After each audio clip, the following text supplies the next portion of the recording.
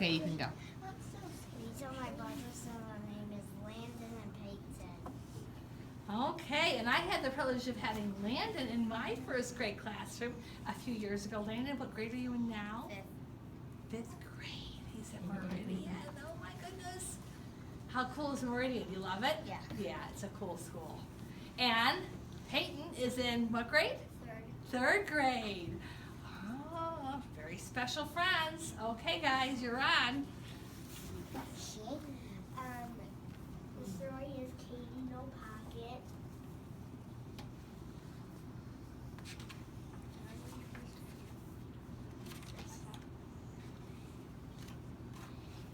Big tears rolled down Katie Kangaroo's brown face. Poor Katie was crying because she didn't have a pocket like other mother kangaroos. Freddie was Katie Kangaroo's old boy, and he Louder. needed that pocket to ride in. All grown-up kangaroos take awfully big hops, and little kangaroos like Freddie get left far behind unless their mothers have nice pockets to carry them. And poor Katie didn't have any pocket at all.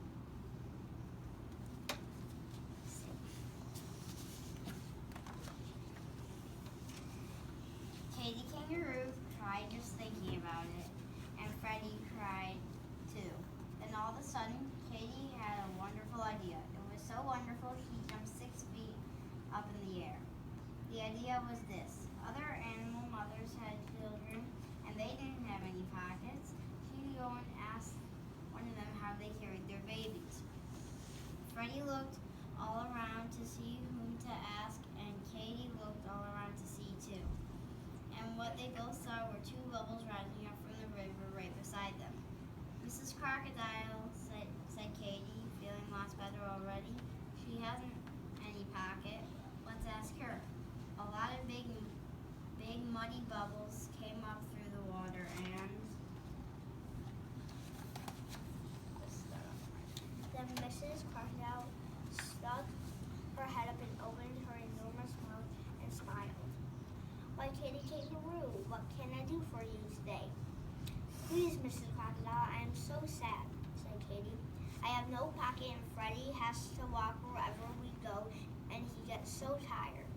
Oh dear, oh dear. And she started to cry again. The crocodile began to cry too. And then she said, But what can I do? You can tell me how to carry Freddie, said Katie. How do you carry little Kathleen Crocodile? Oh, do please tell me. Why, I carry her on my back, of course, said Mrs. Crocodile. She was so surprised that anyone should know what she forgot to cry anymore.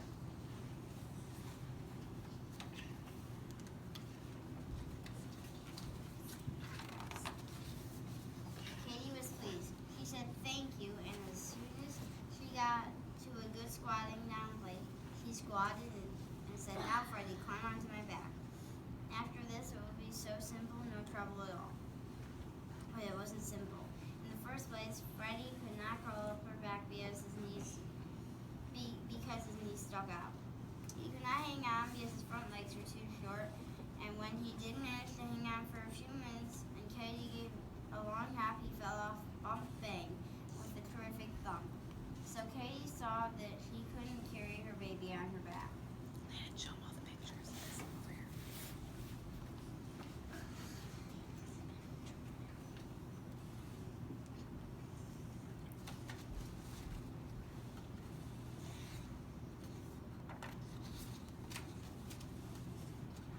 Katie and Freddie sat down again and thought. I know, I'll ask Mrs. Monkey. I'm sure she can help me. So Katie and Freddie set off for the forest, and very soon they found Mrs. Monkey. She had her young son Jocko with her, and Katie Kangaroo hurried to catch up with them. That she was almost out of breath, but finally she managed to squeak. Please, Mrs. Monkey, how do you carry Jocko? Way in my arms, of course, said Mrs. Monkey. How else almost would, and he says the land will carry anything. And he whisked away through the trees. Oh dear, said Katie, and a great big tear ran across her nose. I can't carry anything in these little short arms. Oh dear, she wasn't any help at all. What are we going to do? And he just sat down and cried harder than ever.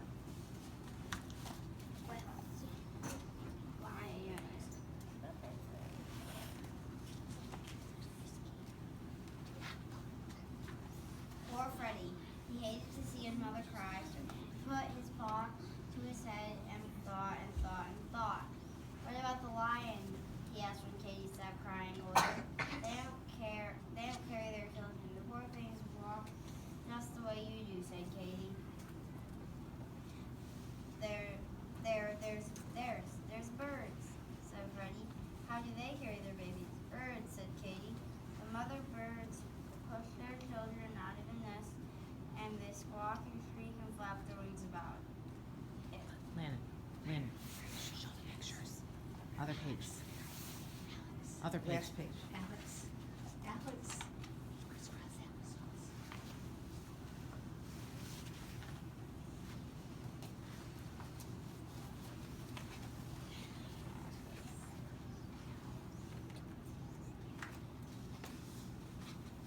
And all at once, Katie came and stopped crying and looked at Freddie.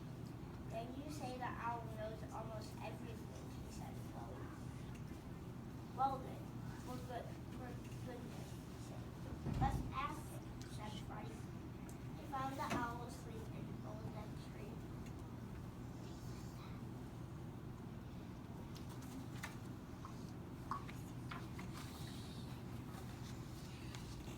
Now put it in front of you.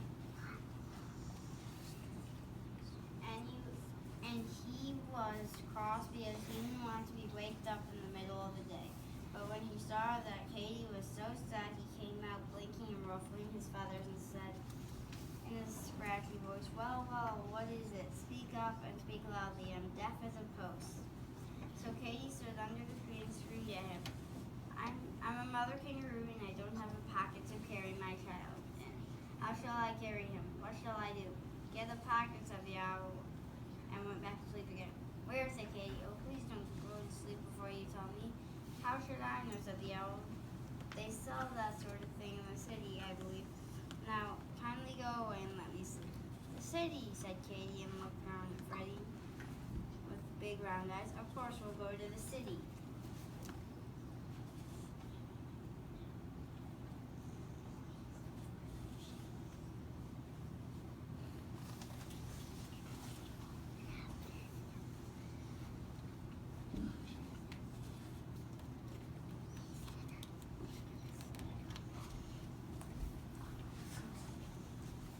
Katie was so excited that she almost left Freddie behind as she went leaping over bushes and hopping along the path, singing in a sort of humming way a little song she had just made up. Hippity hoppity, flippity floppity, wasn't it a pity? I didn't know it was in the city I could go. She got so fast that Freddie could hardly keep up. But at last they left the woods behind and came to the city.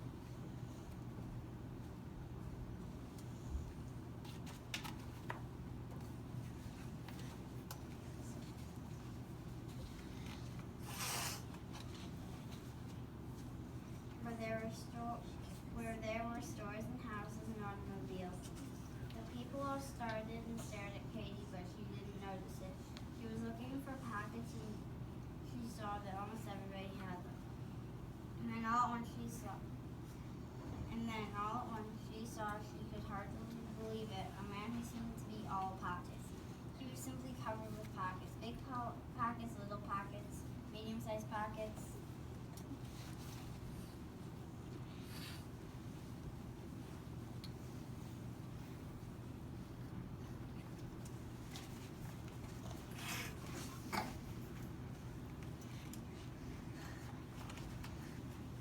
He went up to him and laid a paw on his arm. She was a little frightened, but Katie looked at him with her soft brown eyes and said, "Please, dear kind man, where did you get all those pockets?" "These pockets," he said, "must know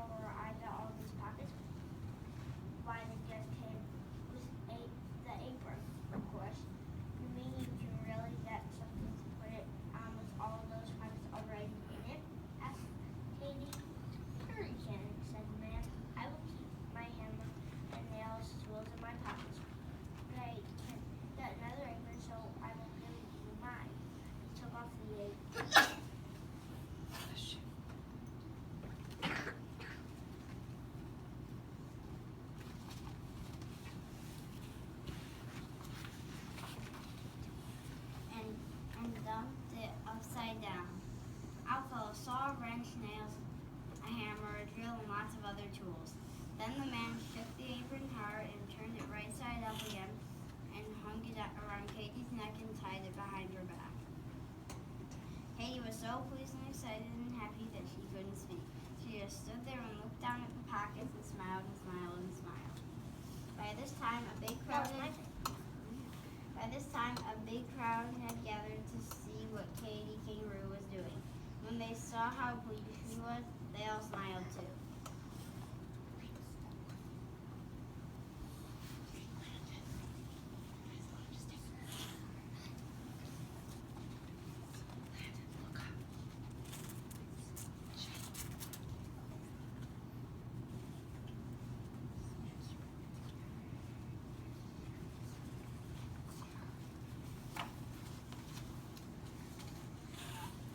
At last, Katie was able to say thank you to the nice, kind man and then what to do. Since she did, she popped right into a very comfortable pocket and she didn't have a fastener in her before because of course she didn't have the leg right.